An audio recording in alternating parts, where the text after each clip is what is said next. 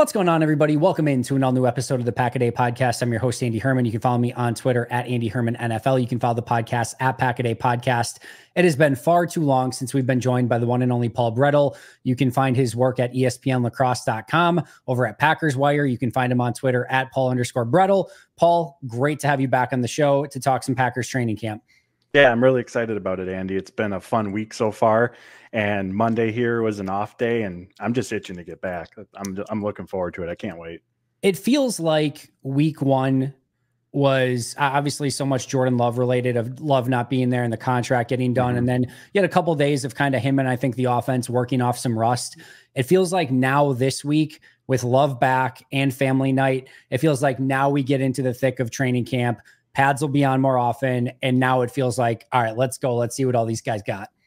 Yeah, I agree with that. And honestly, I'm hoping for that because as I think we talked about in the sidelines, as we got to that fifth, sixth practice, there was a little bit of the same tone kind of taking place throughout these practices, just because the defensive front has been so good that regardless of what team the offense is on or what unit it is, it's been challenging them for the most part to move the ball.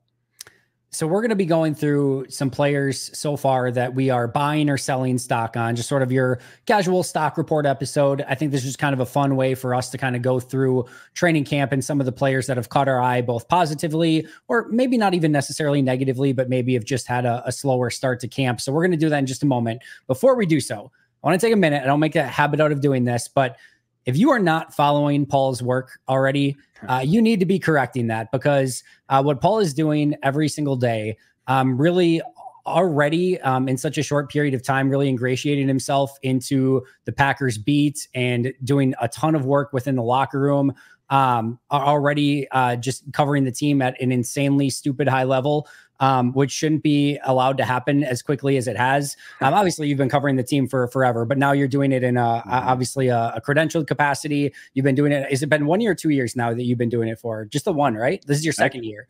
Going into year three, actually. Year three. Okay, year three. Yeah. Even still, it's still been absolutely ridiculous to see what you've been doing. Your articles over on ESPN Lacrosse, breaking down camp every day, are must view for me before I do the full breakdown of my camp episodes, because as you know, Paul, there's not 85 guys out there, right? And like, to try to get everything is stupid. You're just never going to. So I'm always making sure, all right, what did Paul catch that I didn't catch? And so like I said, it's must view for me. So if you guys aren't listening or you're watching it already or viewing it already, definitely make sure to do so, because Paul, you are absolutely crushing it, my friend. Man, I really appreciate the kind words. I'm at a loss for them, but so thank you very much, Andy. It's more than worthwhile. Like I said, you're doing an incredible job, and it's certainly been a really fun journey to watch you kind of take all these steps, and obviously covering the Colts over for Colts Wire as well. Just a really cool journey. But I know as much as we would love to brag on each other, I think probably people want to hear about the Packers. So we will transition to that. I'll let you start. You're the obviously the guest of the show today. I'll let you go with a player that you are buying stock on based on what you've seen through the first week of practice. So I'm not sure if this is low-hanging fruit, but I'm going to go with it right off the bat because I had the chance to talk to him in the locker room on Wednesday. Kadeem Telford. Ooh, I like it. Packers we signed him undrafted back in 2023. Spent all of last season on the practice squad, and Wednesday of last week, so the third practice, we saw him getting first team reps at right tackle.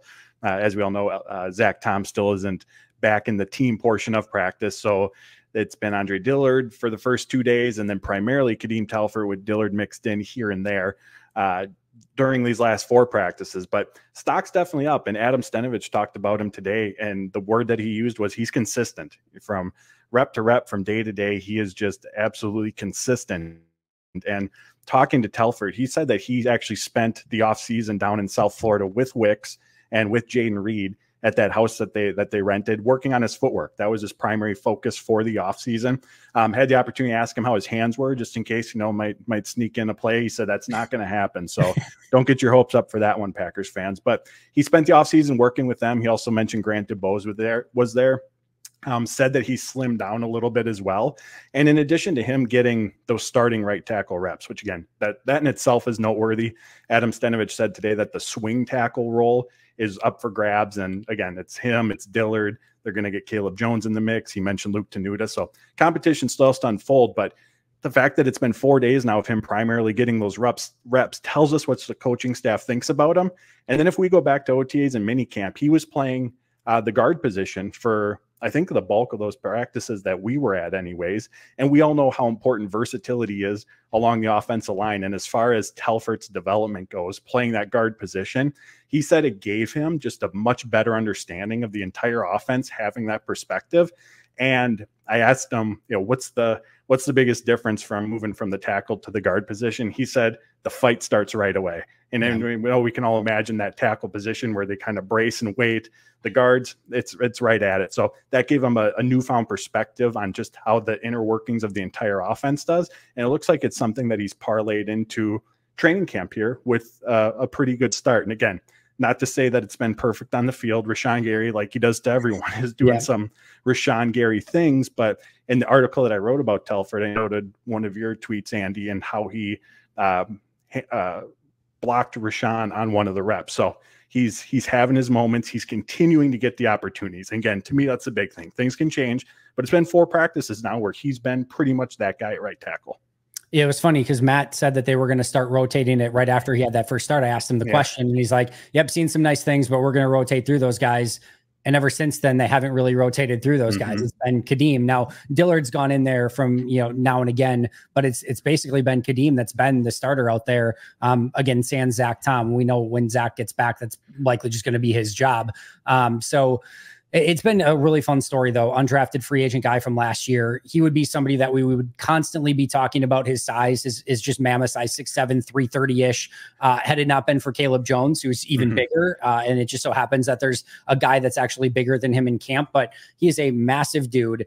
And it is interesting because usually 6'7", you start getting a little bit too tall to play guard. You end up losing the leverage battle too often. But he's also a guy with his length and his size and his power that, he kind of wants to be a little bit more in a phone booth. Once you get him, or once he gets somebody engaged, he has the ability to shut them down. Even like Rashawn the other day on that one rep we talked about is, if Rashawn gets into him, Kadeem's not going to give a ton of ground. Like you've kind of got to figure out a way to get around him or, to get his hands off you, because once he's engaged, like you're probably not going anywhere because he has that size. But on the outside, we know some of the kryptonite for him can be that footwork and the twist, the stunts, the speed can give him trouble. So the fact that he went and worked with the wide receivers, Wicks and Reed, it makes all the sense in the world and clearly paying off for him to some extent. And whether he ends up winning the swing tackle job or things like that, so much more in the conversation for a 53-man roster spot. For sure. And just having now the potential ability, left tackle, left guard, right guard. My goodness, does that open up some possibilities for him if there are injuries down the road? And we all know when he gets to that final spot, the more that you can do, the better. So I love that one. I would certainly be buying as well. I'm going to add one other thing because you mentioned his size. He's listed at 6'7", 6'8", 320, 25 pounds. I asked him when was the last time he played guard, and he said it's been a little bit. Had to go back to his junior college days. And the only reason he did is because both their tackles were 6'11". So he was a smaller guy and they had to kick him inside, believe it or not. Yeah, that's absolutely crazy because he's, like I said, a massive human being. I'm going to go with my first buy. And if yours was low hanging fruit, I think mine might even be more, but I'm going to go Xavier McKinney actually, which I think we might be talking about the safeties quite a bit here on the buy market here, Paul, but the fact that he has come in and just held down sort of the leadership mantle in that secondary almost immediately. There's a play the other day where Keyshawn Nixon gives up a pass play, which has been pretty rare for Keyshawn in practice. He's been fantastic so far, but he gave up a deep crosser.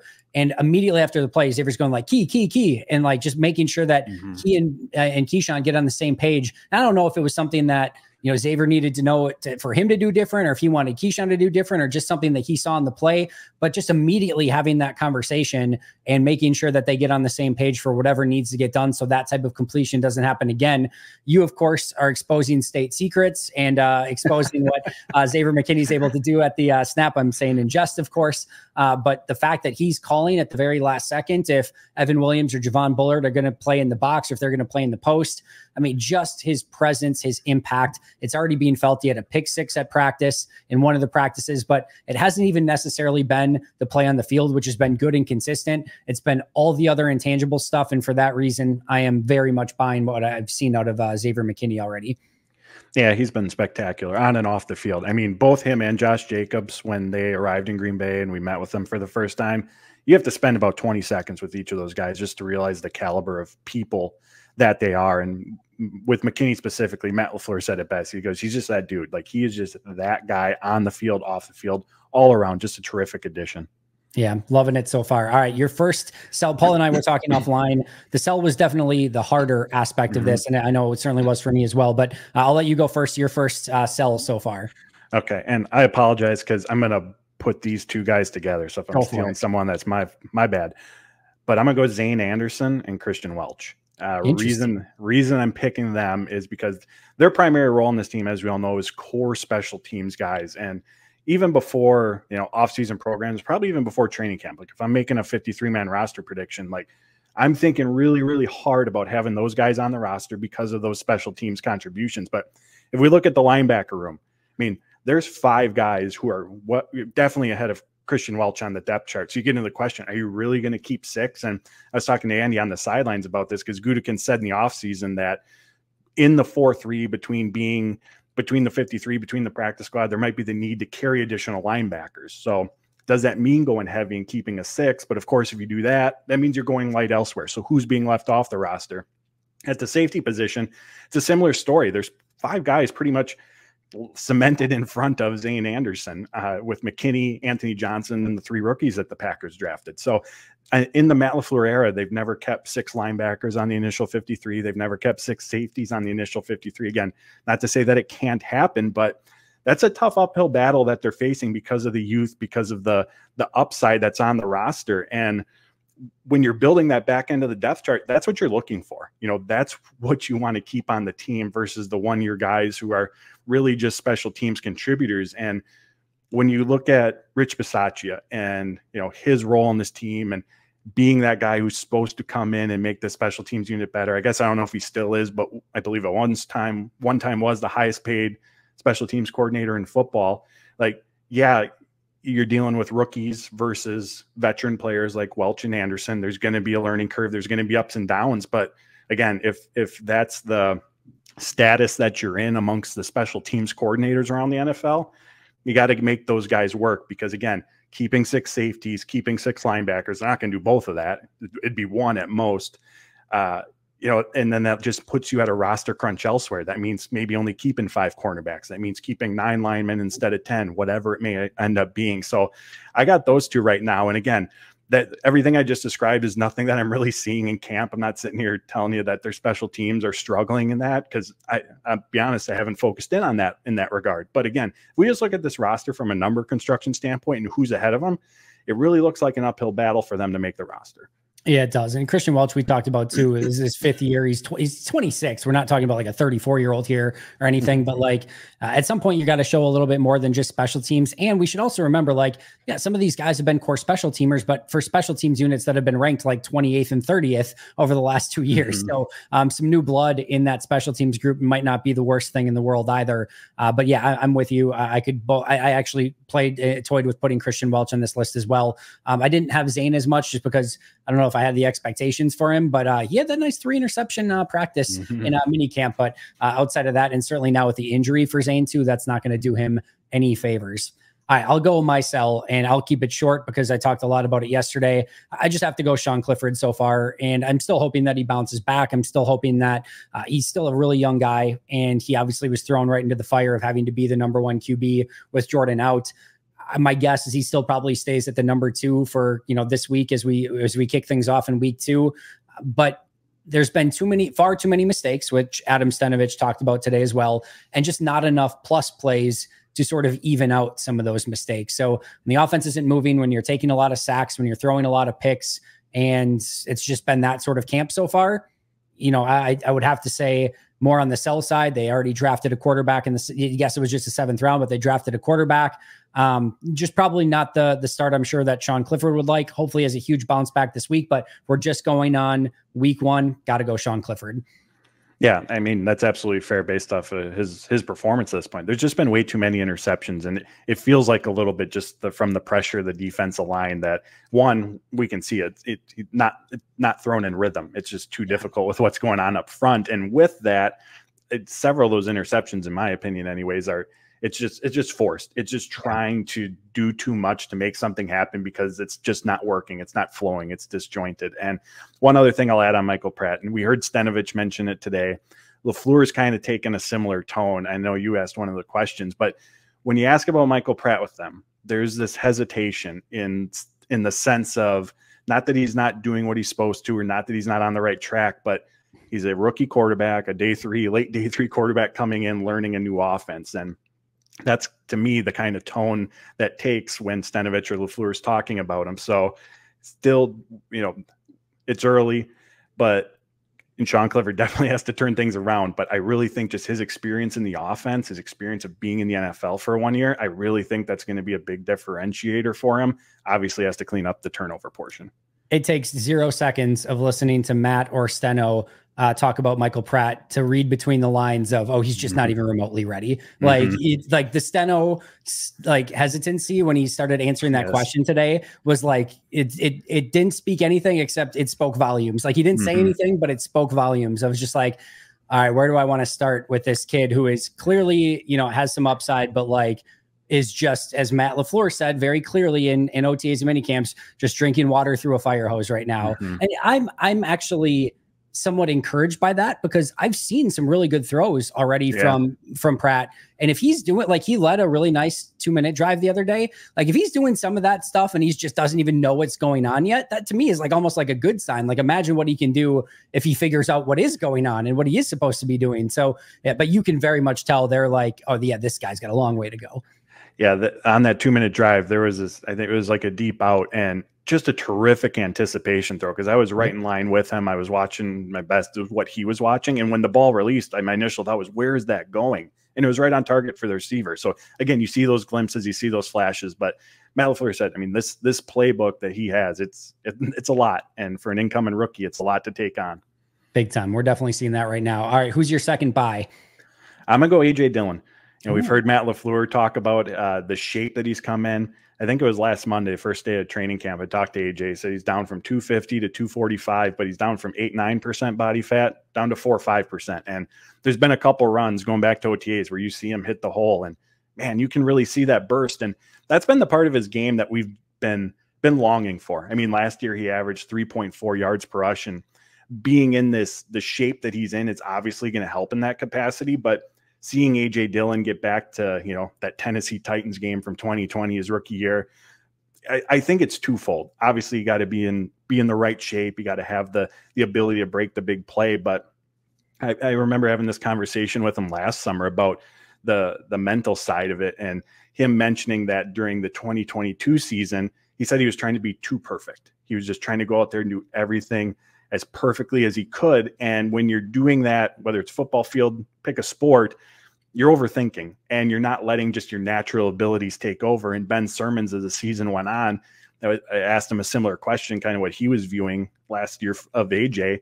And, he echoed similar sentiments to what AJ did. And Simmons had a great line: you think you stink.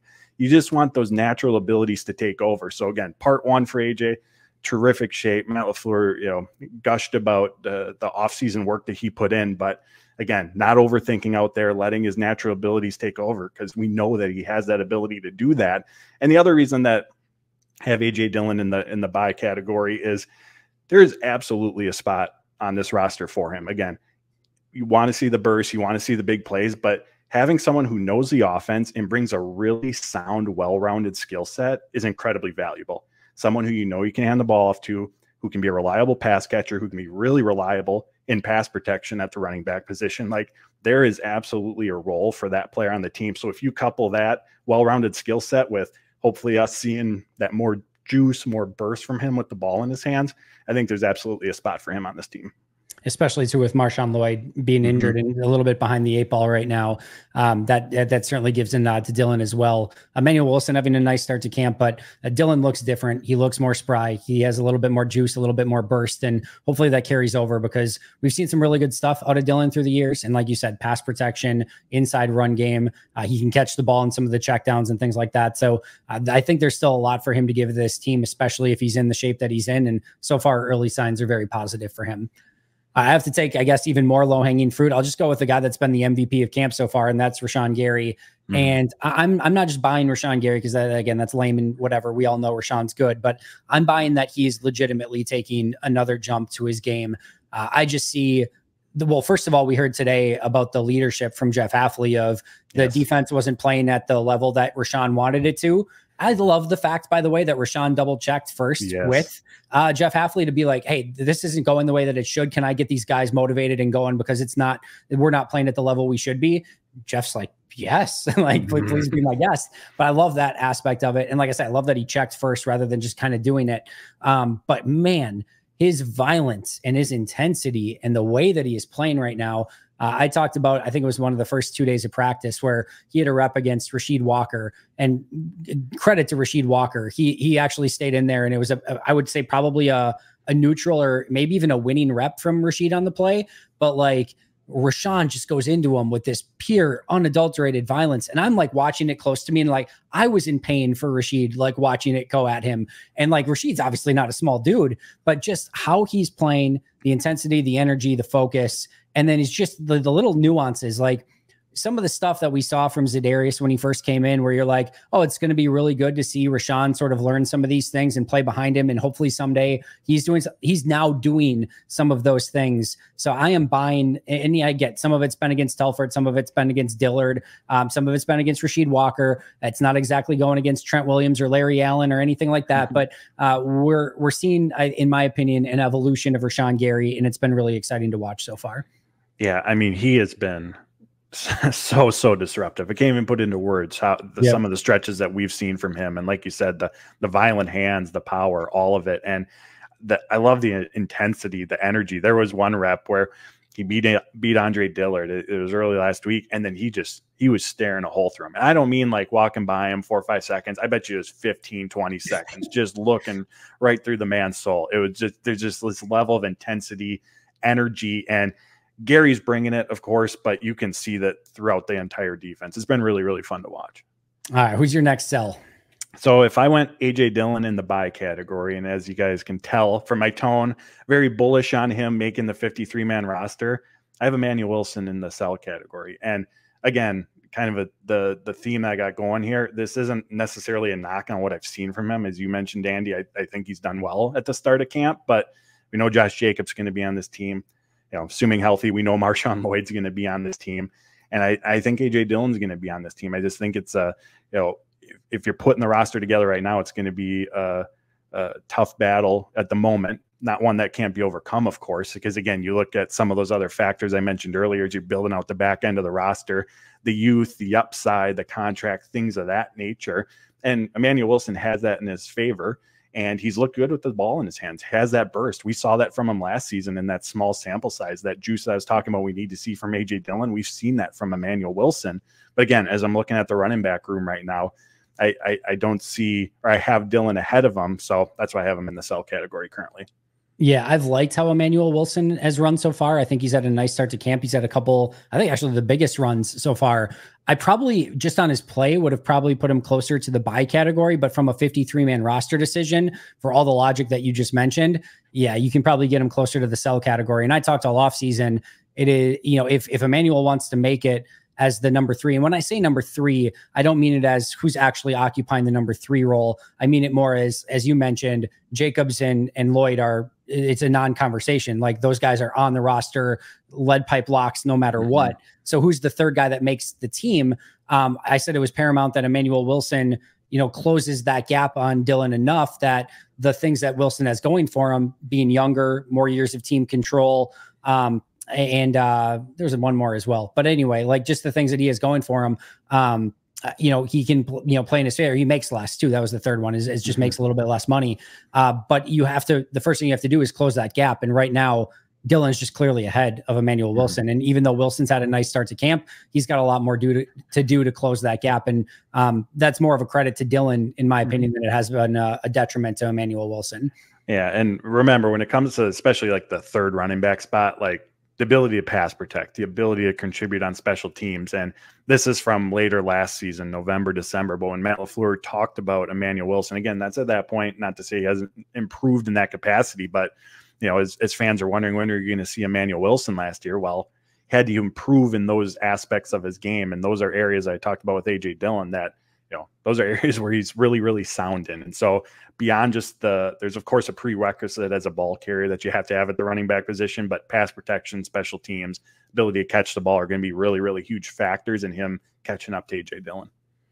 All right, I have my spicy one. I told Paul beforehand, I have one spicy one. I'm going to use it right here in my sell category.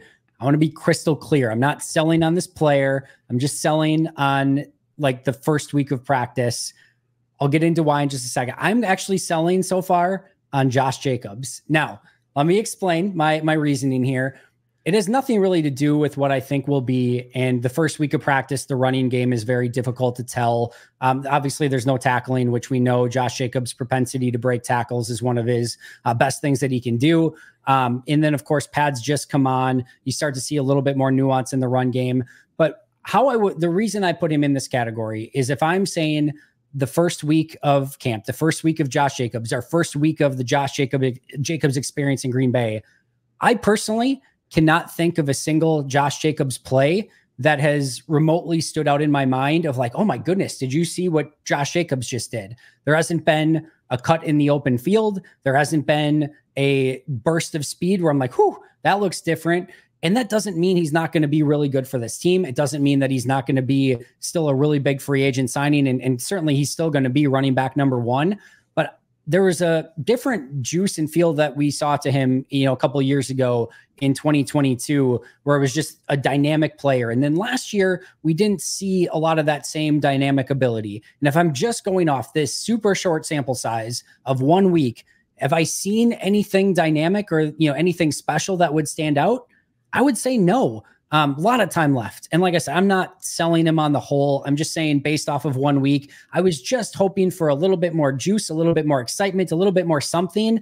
And so far, 1 week in, I've been a little bit, you know, I haven't seen that so far. So a lot of time left. I'm hopeful for it this coming week and going forward. And quite frankly, I don't care if he does it at all in camp, as long as he does it in week 1 and beyond after that.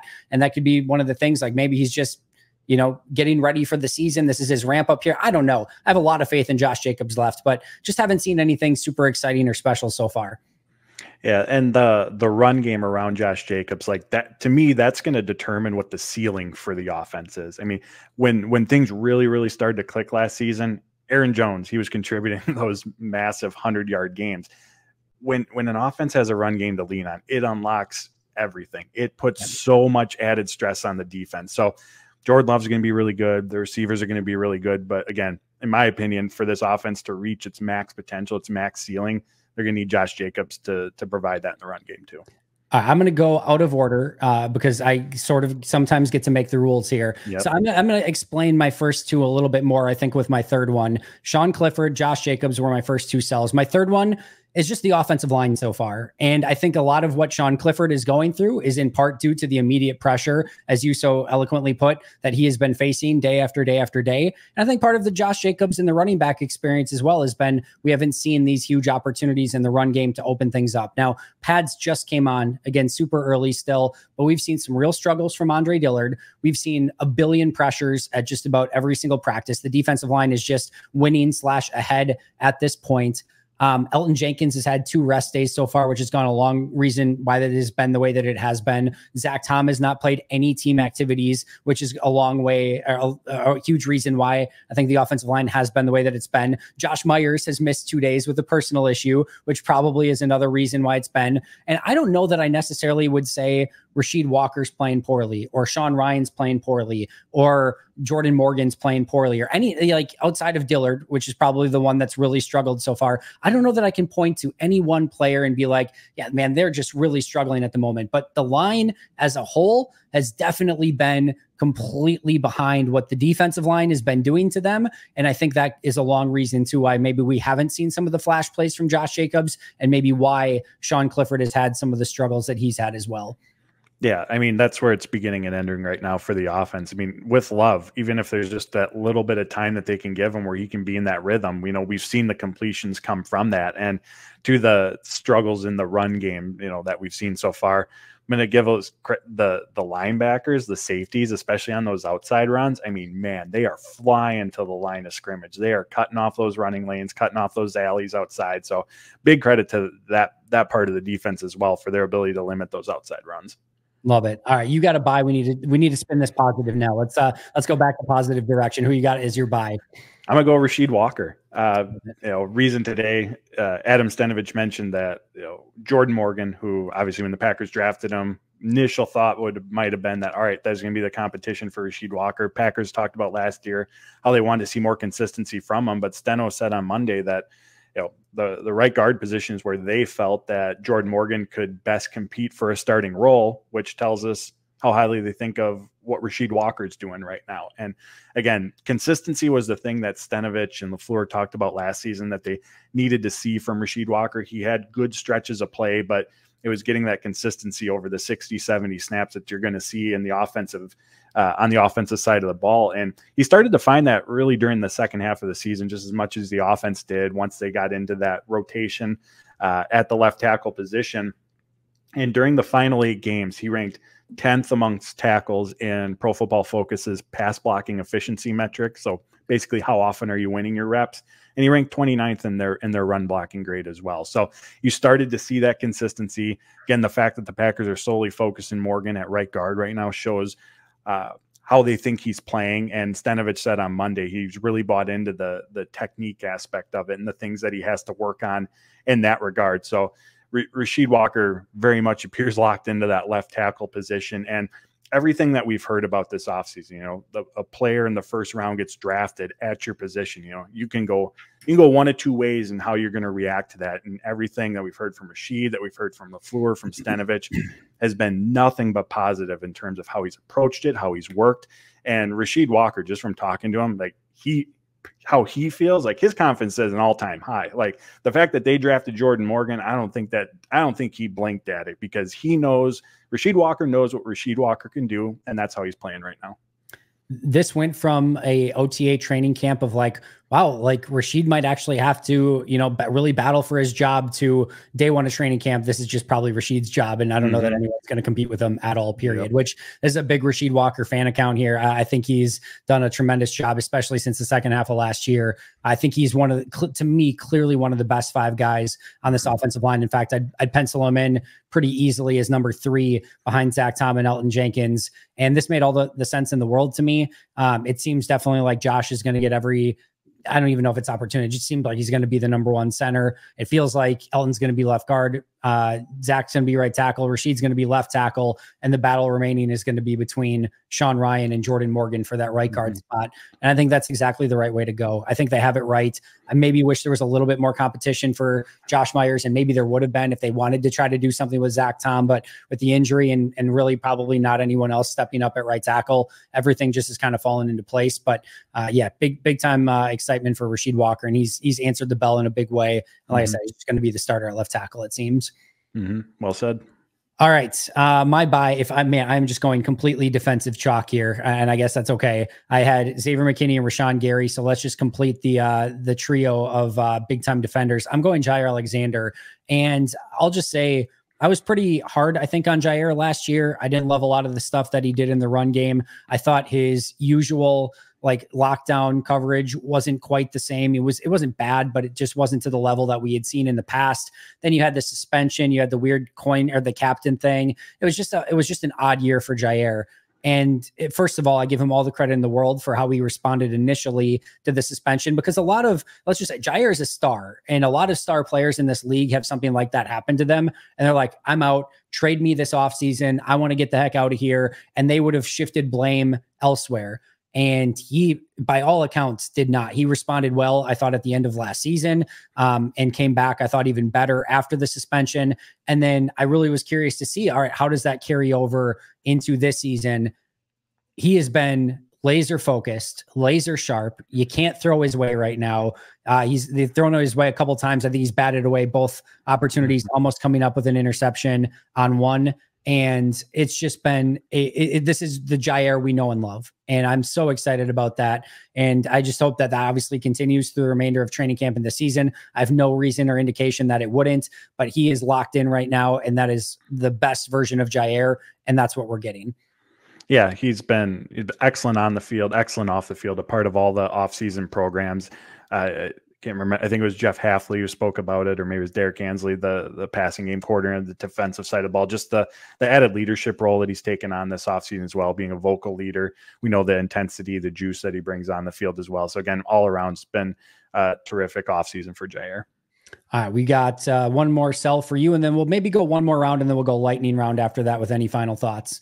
All right, last sell, James Turner, Packers' third kicker on the roster. You know, Anders Carlson and Greg Joseph, they're both 16 of 18 on kicks right now. James Turner is 17 for 18 at this time, and it's, you know, as it feels like a sell. I'm choosing sell because it feels like it's obviously he's not competing at the same level that the other two are. And so at that point, it's all right. How long are you going to carry the third kicker on the roster? It's getting to that point, in my opinion, where they maybe having those conversations, because Rich Bisaccia has talked about it, and we're seeing how they're alternating reps right now. Like, it's tough to get three kickers consistent reps in practice. And on the days where James Turner's kicking, what other live type of reps, whether it's kicking field goals or whatever it might be, what else could they be having Anders Carlson and Greg Joseph doing if they had that additional, 2-3 days each week to go through practice? So he's fallen behind in the competition, at least what we're seeing from the on-field perspective. And so again, you start to wonder, because there's already two kickers ahead of him on the roster, how long is he going to be a part of the 90-man? Yeah, no, I think that's well said. And I think that's going to be, there's two players, one, Jacob Eason, just because they have three quarterbacks now, and then the other being James Turner, where I was kind of wondering, especially with the off day today, if maybe they'd make a couple of transactions there, maybe fill some spots that have had some injuries, or just maybe some players out there that they'd like to take a different look at, maybe grab another long snapper again for some competition there. But so far they have not, but we'll see if that changes on Tuesday prior to practice. But those would be the two players that I think at some point maybe they take a, or end up releasing and maybe taking a look at a couple different guys. Let's go. We'll do one more each really quick. And then we'll, again, just kind of go over any final notes. So I'll let you do both at once. One more buy, one more sell, just kind of really quick round. All right. Sell, Andre Dillard, you mentioned. Yeah. I know Adam Stenavich mentioned that he's in the mix at the tackle or the swing tackle role, but he's just really struggled up to this point. And Stenavich even said, correct me if I'm wrong, but I think he said he's seen him more comfortable on the left side, but he's really struggling on the right side of things. Obviously, key part of playing the swing tackle position, you got to be able to bounce between the two. And, again, I feel like I'm harping on this a little bit, but again, you go to roster construction, you go to that back end of the roster, you have higher upside guys in a Kadeem Telford, a Caleb Jones, a Luke Tenuta, where you're still developing them. You're figuring out who they can become as a football player. Andre Dillard, a lot of tape out there where there's probably a good idea of who he is as a football player at this point. And because of those other factors, for him to make the team, in my opinion, he's got to be above and beyond. There has to be no question that, yes, he is better than these guys. If it's close, if he's a little better, I think you go with the younger guy in that regard. So he's in the sell category. My last buy, I'm going to go Tyler Davis. I like it. Rich Bisaccia, Jonathan Dunn, the tight ends coach, Matt LaFleur. I mean, man, you ask them about Tyler Davis, and it isn't the coach speaking, say a few nice things. Like, they gush about this guy. He is beloved by that coaching staff. He is beloved by that tight end room. I mean, Rich Bisaccia said last August when he had that ACL injury, losing Tyler Davis was like losing his right hand. I mean, that's the value that he brings to that unit. In 2022, he led the Packers in special team snaps, and he played across 5 different phases. Like, he's out there basically every time the special teams unit is out there. Bisaccia said on Monday that they gave him some, to help him continue to be involved as he was rehabbing last year. They would have him, scout the opposing special teams units to get his feedback on what he was seeing. So they think extremely highly of him from an offensive perspective. He's just really, really crisp in what he does. I remember there was one play, I think I looked at you. It was just I think it was a play action, and just the way he sold the block, like he was staying in, chipped the defender, and then just leaked out into the middle, caught the pass. Like, it was probably a 6-7 yard play, but just the soundness of it, the crispness from the beginning to the end, the blocking, the selling it, the reception, turning up field, like just everything about it, I thought was really, really sound. And that's what he brings to this team. He's got, you know, you can line him up across the formation. He's reliable in the passing game. We know he's reliable as a blocker. And I think there's a role, again, obviously it's Kraft, it's Musgrave ahead of him, but there's a role where someone, again, who's that sound and that well-rounded can have a value on the team. Yeah, he's an attention to detail guy. Like, it's the small things with Davis that end up being, you know, paying huge dividends. And I love the story from Bisaccia of how they gave him the assignment last season to scout other team special teams. Really cool story there. You can tell how much buy-in they have with him, and they want to keep his mind sharp and everything going, even when he had the ACL injury. So he's definitely, I'm really intrigued at the Ben Sims, Tyler Davis. Like, do they keep both? Do they go with one? Do they, you know, and even if they do keep both, who's the 3, who's the 4? Like, I think that's going to be one to kind of keep an eye on as well. I'm very intrigued by that. All right. My last one's really quick here. I'm going my buy. I have to go the rookie safeties here. Just Bullard and Javon Bullard and Evan Williams have been everything as advertised and more. They both look like legitimate potential starting safeties. I've been maybe even a little bit more impressed with Evan Williams so far, obviously coming up with multiple big plays, huge interception in the 2 minutes to end that one with the number 2s. Bullard's at his pick.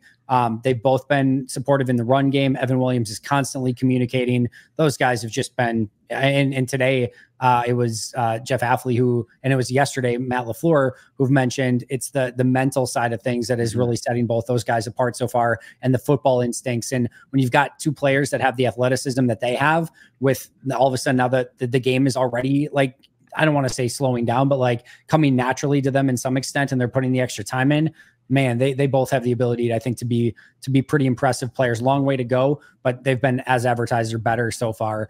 And my sell, let's see, I'm going to go here. I'm actually going to go with an interesting one. It has nothing to do with any fault of his own. I'm going to go with Kitano Ladapo. And again, the only reason, because he's been out and he's missed every practice so far. And again, this has nothing to do with Kitano. Obviously, there's nothing he could have done differently. He injured the foot at the scouting combine, and he just hasn't been able to practice. He's been doing everything in his power. It sounds like he might be close to returning, fingers crossed. But the worst thing that you can have for a rookie is missed time at this beginning period where everyone's sort of just getting their feet wet and you're starting to learn the system. No matter who the rookie is, it doesn't matter. It just always sucks when they miss the OTAs, the mini camp, the start of training camp, any of that. We saw it with Grant Dubose last year, and he really struggled to, you know, kind of get his footing. And now we're starting to finally see who Grant Dubose is a little bit more. We saw it with Lou Nichols last year, where he really struggled to, you know, get any footing because of the injury. And then they had to release him with an injury designation. These are the things that can really set rookies behind. Even Christian Watson, to some extent, his rookie year, all that time that he missed, he still actually, you know, ended up having a really nice year in his rookie year. But man, if he doesn't miss that time at the beginning, who knows what he could have, you know, been throughout that entire season. So I hate when rookies have injuries early. It's just been super unfortunate for him. But so I'll go that, just based on the unfortunate circumstance. Yeah, and I'm going to throw out 2 more quick buys. I'm going to go Isaiah McDuffie. I mean, we know they drafted Edrin Cooper, but when they're in their base 4-3 defense, he has been locked in right next to Quay Walker. When they're in their starting nickel defense, it has been him next to Quay Walker. And then one other buy, Grant Dubose. And again, not saying right now I'm going to put him on my 53-man roster by any means, but even going back to OTAs and minicamp, he just looks more refined. And with that second team offense, with that third team offense, he's been a favorite target of Clifford and Pratt. So someone who's impressed so far. Yeah, I had a few other honorable mentions that I had on the list, depending on how things went and if you stole a bunch more of mine. I actually just had the defense as a whole and Jeff Hafley as a buy so far, and what we've seen out of their system and out of that scheme, I've been nothing but impressed so far. We'll see if that continues with a full week of Jordan Love and that #1 offense, and maybe the offense strikes back this week. But so far, everything that I could possibly want to see out of this defense, I've seen out of the defense. I actually have Anders Carlson as a buy so far. Long way to go to build a ton of trust, but I've liked the way that he's kicked so far, and I think he's still the leader in the clubhouse to earn that kicker job. And then Keyshawn Nixon, another player who I think, one, is going to have a huge impact as a kick returner per usual, and I think these new kickoff rules are going to make that even more so, assuming that teams don't just give it to Green Bay at the 30-yard line because they're too afraid to kick to them, but even that would have a positive impact. but the way he's covering, I have not seen Keyshawn Nixon cover like this at any point in his career so far. It seems like that part of it has slowed down a little bit for him in all the best ways. And, you know, I thought at the end of last year, we started to see a little bit more of a consistent coverage from Nixon, and that seems to be carrying over as well. My one honorable, or I guess dishonorable mention on the selling category, I did have Malik Heath a little bit, and it was more due to the fact of Grant Dubose starting to make a little bit of a name for himself. And the better that Dubose does, the more pressure that would potentially put on somebody like Malik Heath. And Heath hasn't had this like stellar start to camp where he's had a couple drops. He had one play where he lined up on the wrong side and had to get to move to the other side. So just those things where if all of a sudden Dubose starts heating up and continues to impress, that could put a little bit more heat on Malik Heath. And we could have a legitimate number 6 wide receiver battle on our hands, which would not necessarily be the worst thing in the world.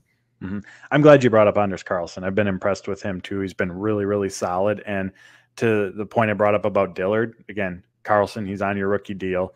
There's still that upside that you're chasing. Like, again, to me, Greg Joseph is going to have to be the clear-cut winner, no doubt. Because, again, if it's close, I think that they go with Carlson. And, you know, from my perspective, one of the big differences between the two is the leg power.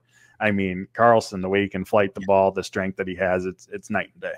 It very much is. So our final list, we had Paul's buys, Kadeem Telfort, AJ Dillon, Rasheed Walker, and Tyler Davis. My buys were Xavier McKinney, Rashawn Gary, Jair Alexander, and Javon Bullard / Evan Williams, really going some real sleepers there. Paul's sells were Zane Anderson / Christian Welch, Emmanuel Wilson, James Turner, and Andre Dillard. My sells were Sean Clifford, Josh Jacobs, the offensive line, and Katano Ladapo. Some honorable mention buys, Isaiah McDuffie, Grant Dubose, Jeff Hafley, Anders Carlson, and Keyshawn Nixon. And an honorable mention sell was Malik Heath. Anything to add to any of those lists, Paul? I think we covered it. I think we did. It's been a fun first week. It'll be interesting to see what week 2 brings. I know I'm certainly excited for it. I know you are as well. Tell everyone again where they can find all of your fantastic work. I appreciate you having me as always, Andy. You can follow me on Twitter at Paul_Bretl, and then head over to ESPNlacrosse.com for all my work. Download 105.5 ESPN Lacrosse app for your Badgers, Packers, Brewers, Wisconsin sports talk every day of the week. And I buried the best news too. Paul is going to be joining us weekly again this upcoming season. So I'm looking forward to that greatly as well. Follow him on Twitter at Paul_Bretl. You can find me at Andy Herman NFL. You can follow the podcast at Pack-A-Day Podcast. That's going to do it for us today. But until next time, and as always, go Pack Go.